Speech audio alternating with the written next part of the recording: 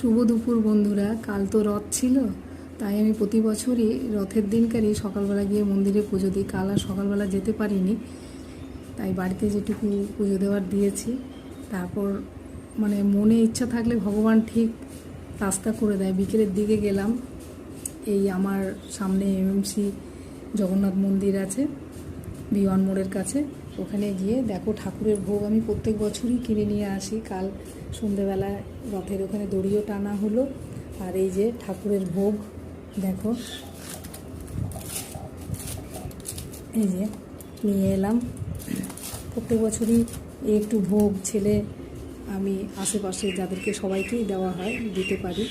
এবছরও আমার মনের ইচ্ছা পূরণ হলো, তাই ভাবলাম তোমাদেরকে শেয়ার করি। সকাল থেকে মনটা কালকে কেমন লাগছিল যে একবার গিয়ে দড়ি টেনে ঠাকুরকে একটু ভোগ নিয়ে আসি। চলো, সবাই খুব ভালো থেকো। আজ তো মা বিপত্তারিণীর পুজো। আমি বিপত্তারিণীর ব্রত করি না, তবে মায়ের পুজো যারা করে সবার মনস্কামনা পূর্ণ হোক। সবাই ভালো থেকো, সুস্থ থেকো। টাটা।